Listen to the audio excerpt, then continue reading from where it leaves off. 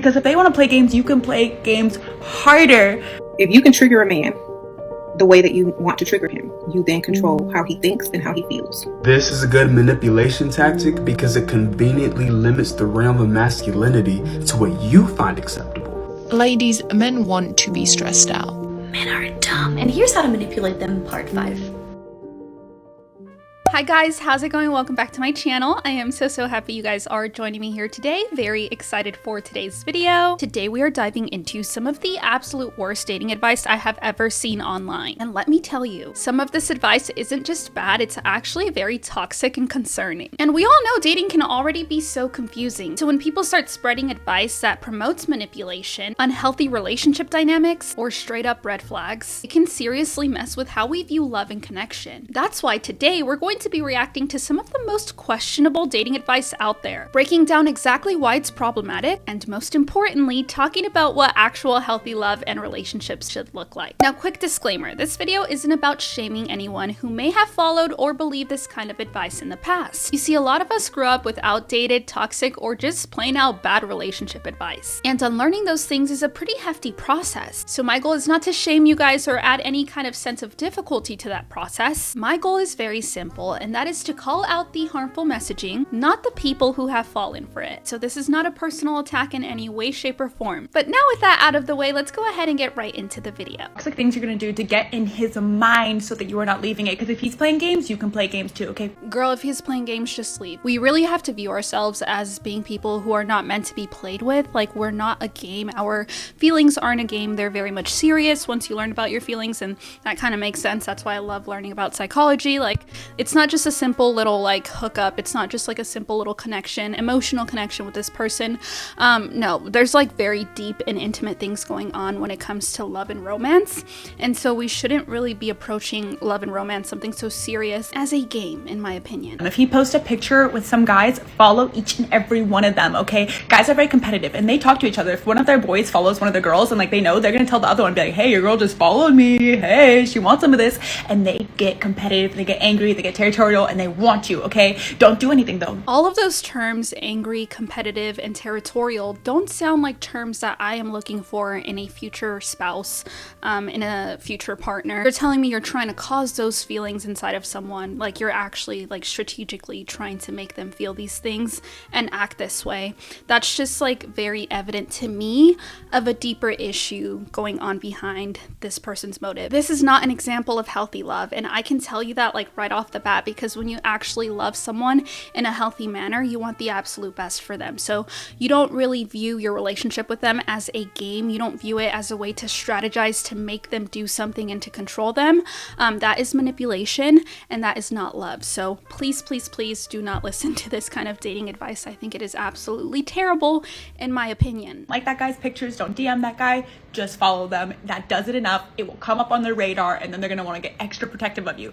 Next thing is, you are never ever gonna remember their address or wherever you're going. Like, if you go to their house, every single time I want you to ask for the address. I'm like, oh yeah, like, wait, what's your address again? Like, I don't care if you've been there 10,000 times, baby. You don't remember. That's how insignificant, because the game is, even though it's toxic and terrible, is that you're playing like, I spend all my time with you. So she knows that she's being toxic and terrible. Like, it is terrible advice. So at least she could be self-aware about that. To think that people are out there and they're navigating their dating lives in this manner, it just makes sense that we're struggling with dating. It makes sense that we're struggling with making genuine connections, because no one has the emotional maturity to even be in a relationship. Slip a name, and by that one, I mean say the wrong name. Purposely tell them the wrong name. Be like, oh my gosh, like Alan, wait, oh, I mean Jacob, yeah, like, oh my gosh, so sorry. And he's gonna be like, what did you call me? Who's Alan? I'm Jacob. Like, it just is a little cherry on top, because it shows like you're significant, but you're not that significant. Because if they want to play games, you can play games harder.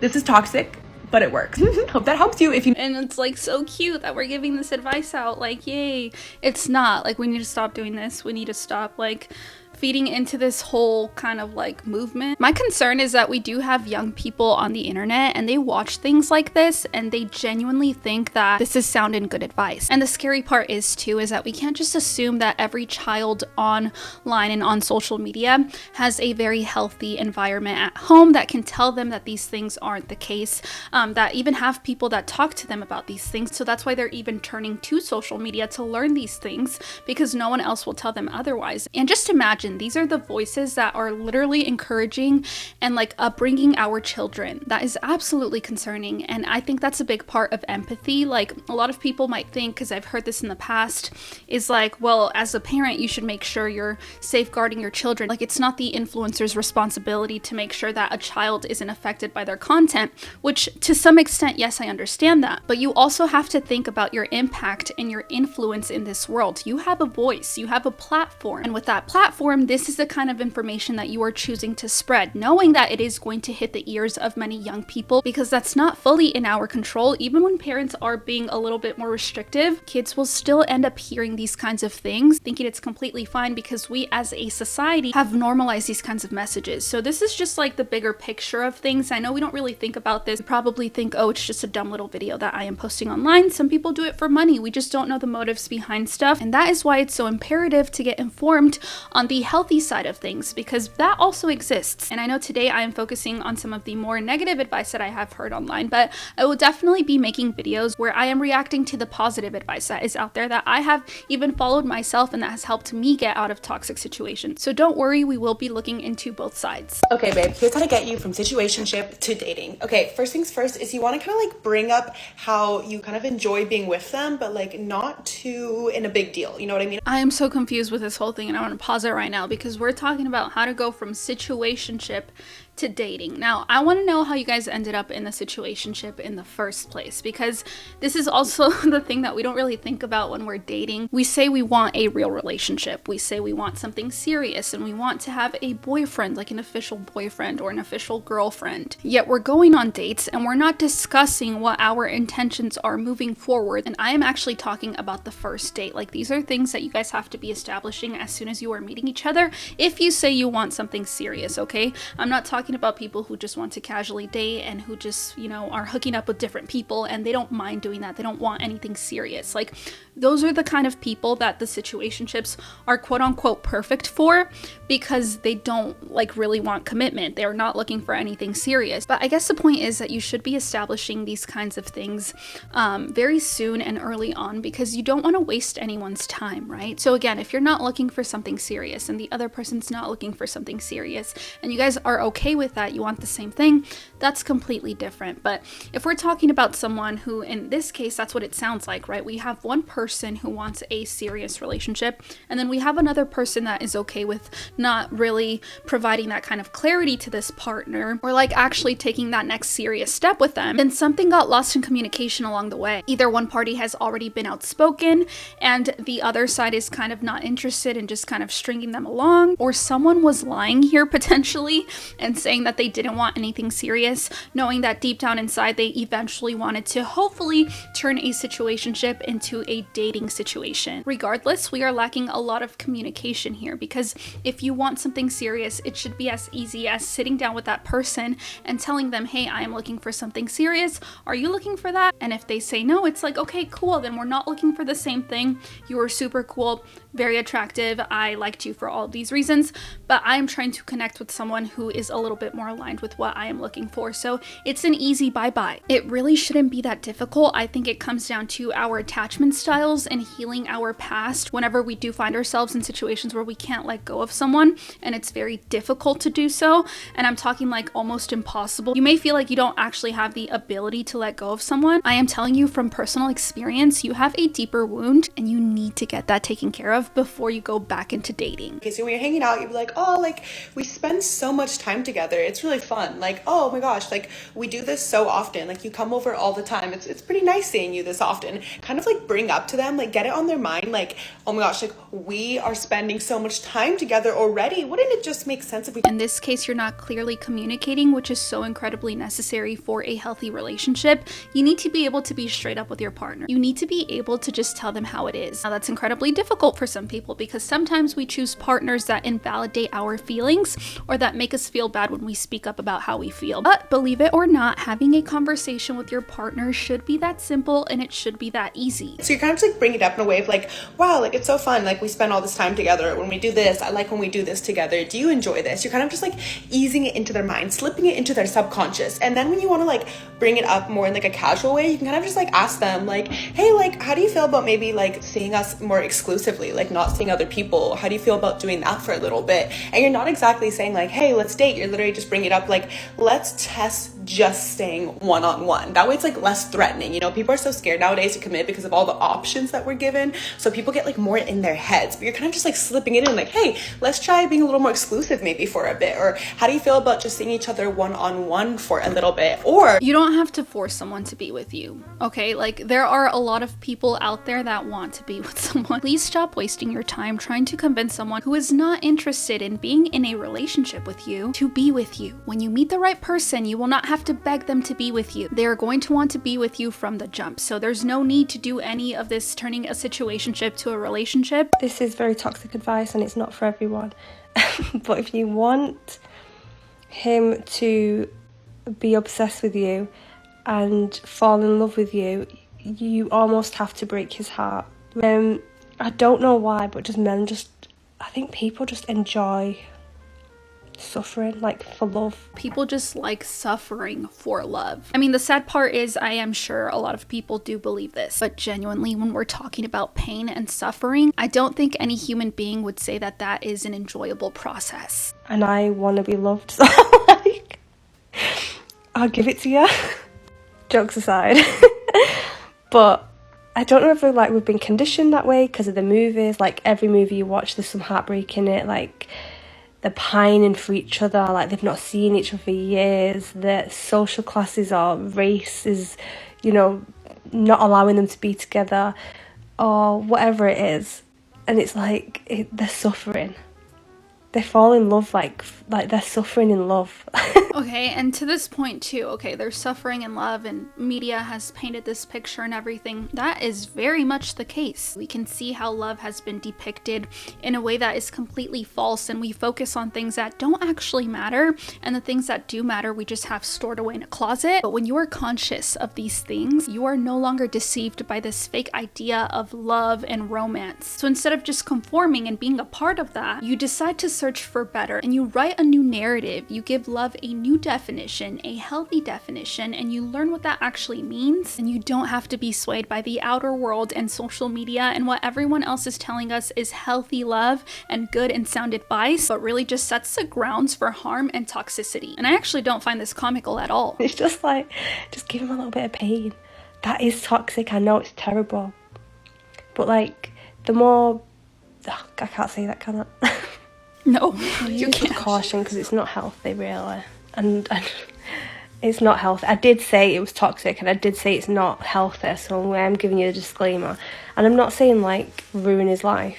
I just mean, like, create a little bit of distance. Like, think the way you become obsessed with a guy. Just literally follow his exact steps. Like, it's, you know, nice and, like, smooth sailing. Just go silent, radio silent. Just be like, you're gone for like a couple of days or you end it. Like, the fact that she's just so happy about this, like, it's actually cynical. It actually sucks, and I'm really sad because I also know, like, we speak from our wounds. That's just how this love stuff works. The more toxic the person, the deeper the wound. The guy went like less than a week and he was like, I think you've made a mistake. That was unintentional though. I didn't actually mean to, like, but it did make it did work. Who triggers controls his mind. Mind you, this says, she who triggers a man controls his mind. Also, by the way, this is the popular Shira Sprinkle Sprinkle girl, so she has some pretty interesting advice. We're going to discuss this, and the reason why I chose this topic is because I think a lot of ladies are afraid to trigger men or to use their use psychology when dealing with men, or they don't know how, or they're afraid, or whatever. But the one thing that men are not afraid to do is use the same method on women. Do you really think it's okay and like the healthiest choice for you to go down to his level and act exactly like him? Let me just tell you, that's not what high quality women do. Again, when you're a certain level of healed, you understand that this is not your environment. This is not your playing ground. You do not belong here. You have worked way too hard. You have healed way too much to even be down there again. So you literally and happily choose to walk away from those situations because they do not connect with you. You are looking for something better. Why in the world am I going to give you the time of day? It makes absolutely no sense. For some reason, women are afraid. You fear losing. When you fear losing, you don't make moves. Okay? And you lose anyway, because you don't make any moves. So, if you can trigger a man the way that you want to trigger him, you then control how he thinks and how he feels. So when you trigger someone, you know exactly how to get a reaction out of them. You know exactly what to say, when to say it, how to say it, who to say it to, when to say it, or whatever.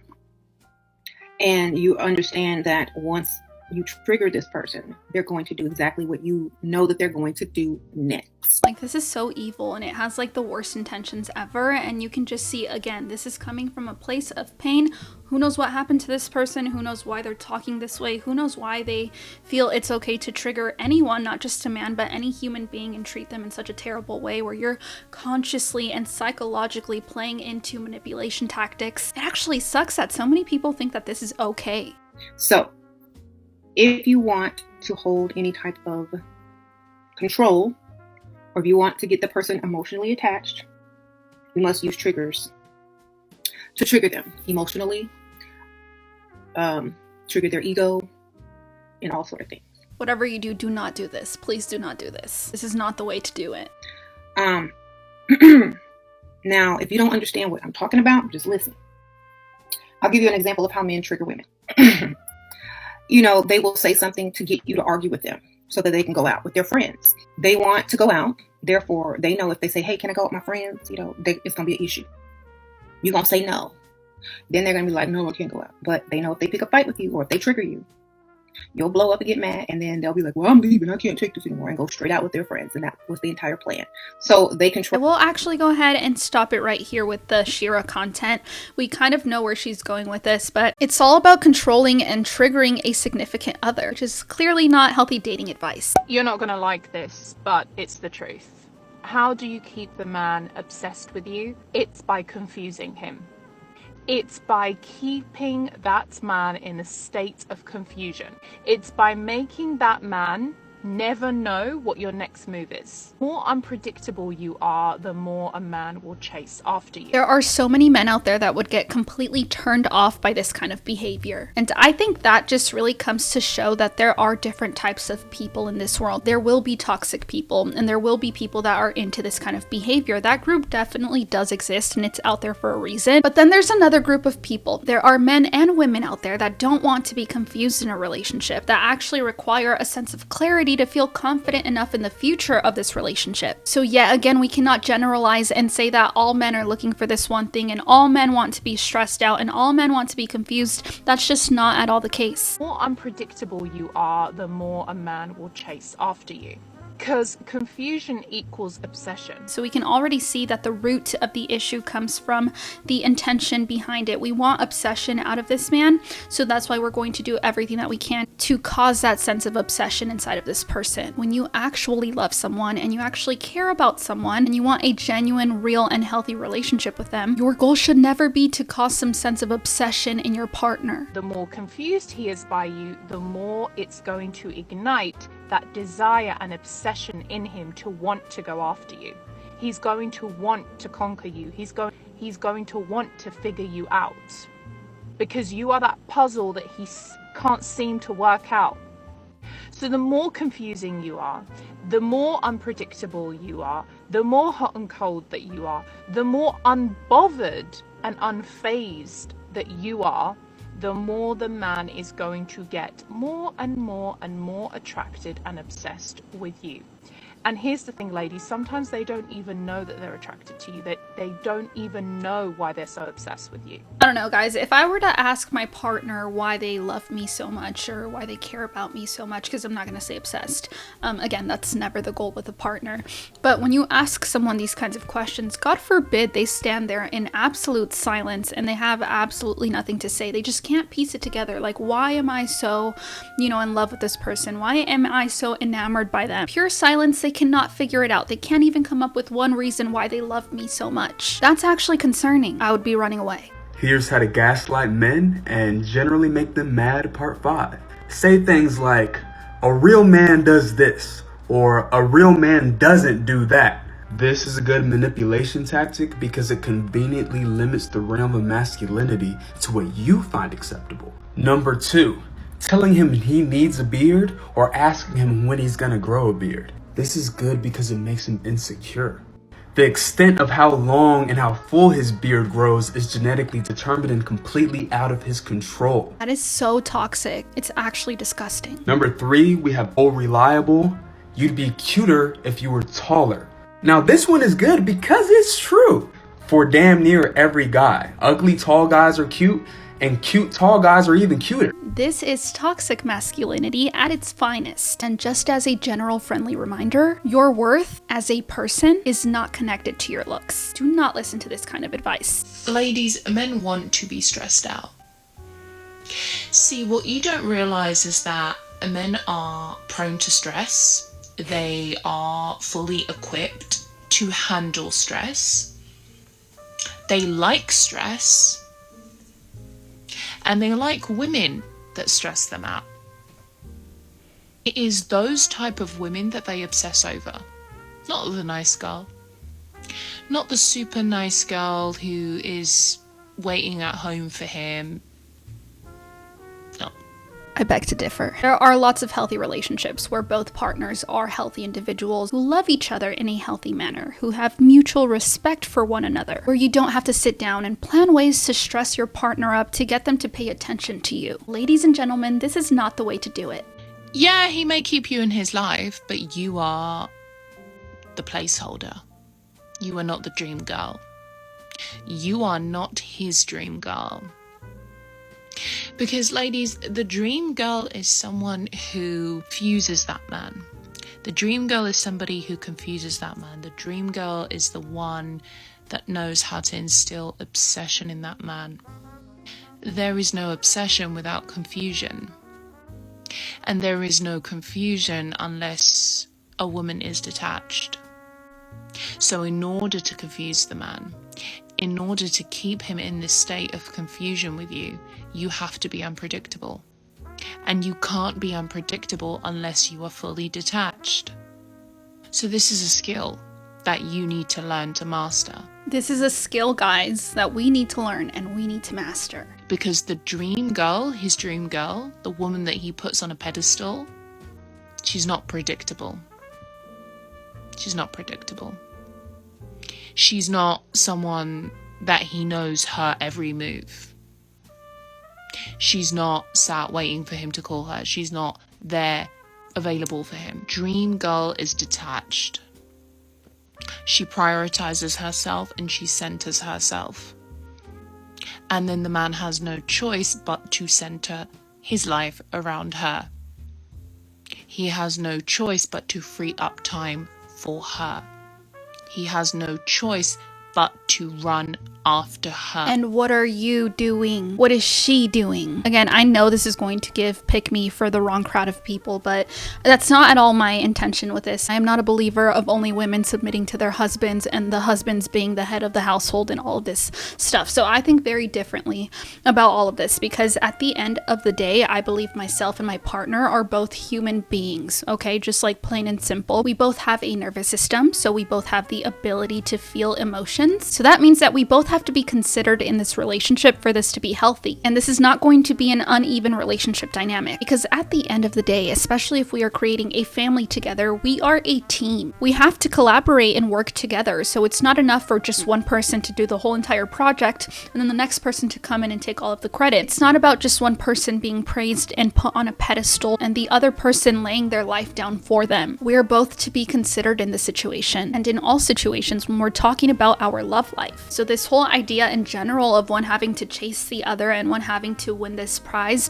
is so incredibly toxic. Ideally, both people are finding a prize in one another. Don't ask how I know this works, but if you want to get a man moving mountains for you, begging to be in your presence, they're gonna go crazy like, why am I thinking about her? If you want to get insane princess treatment, everything is connected to the ego and about them feeling good and them getting what they want, which there's absolutely nothing bad with wanting something so bad in life. That is completely normal and it's a very natural human emotion, but the issue lies where we try to control and manipulate things. If it's taking that much of your time and energy, it's probably not for you. And the universe is telling you that quite clearly, so please listen to it. trust me on this one because it works. Have you ever noticed that it's always the person that you literally couldn't care about that is obsessed with you, but the person that you're thinking about constantly is ghosting you? This is because of the law of detachment. It's one of the laws of the universe. When you detach from something, and specifically when you shift your mindset from I need them to they need me,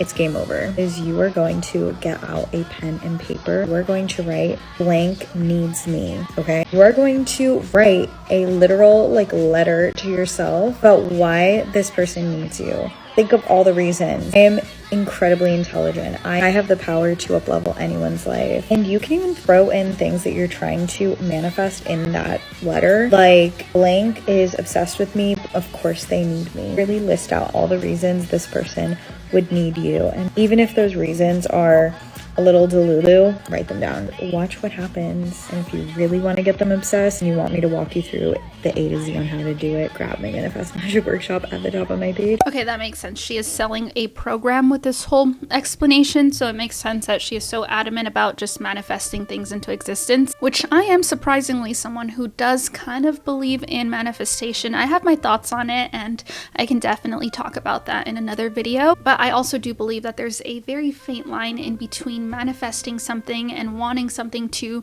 happen so passionately and controlling and manipulating situations in order for that to even happen. Someone is going to genuinely and naturally fall in love with you, and that's the best situation you can ever have. The biggest piece of advice that I can give you, and this is coming from someone who had toxic relationship after toxic relationship, fast forward to present day, I am in the healthiest relationship with my dream person. So trust me when I say the number one thing that you should be doing to quote unquote attract your dream man or woman into your life is to focus on becoming the absolute best version of yourself possible. That means healing all of your past trauma. That means forgiving people in your past who have wronged you. And that also means forgiving yourself. Trust me, you do this and everything else will fall into place. That's how we can refrain from having to manipulate or control certain situations. I want another thing.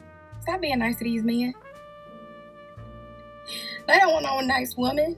They want somebody that's mean to them. You over there trying to figure out what to do, helping him in situations and scenarios, things coming up in his life. You look like Pete Misha. That's what you look like. Don't help no grown man. Don't help no grown man. Hear me when I say this, and don't be nice to no grown man.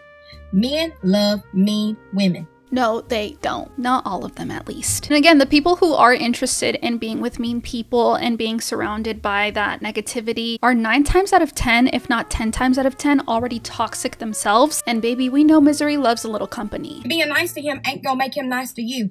All it's gonna do is make him act worse. So when he act up, you act wrong. It's not a word, but you need to do the most. When he acts up, you need to walk away. If he is acting up to that point, to that extent, that is not your man. Men love when a woman is mean to them.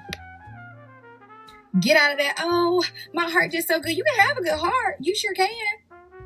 But be mean. And get what you want. I'm tired. I'm tired of y'all being nice. And nice gets you nowhere in this world. That is false. So if you were looking for a sign what to do today with that man, be mean to him. Get what you want out of him. Be mean to him. He gonna be lying and manipulating you anyways. Manipulate him back. Lie to him back. I don't know why y'all think men always tell the truth. Because they don't. They'll never tell you the truth. I don't care if you think you got the best man in the world. Don't ever say what your man won't do. He'll show you. This is a person who is very clearly hurt and has not probably had the best experience with men in her life.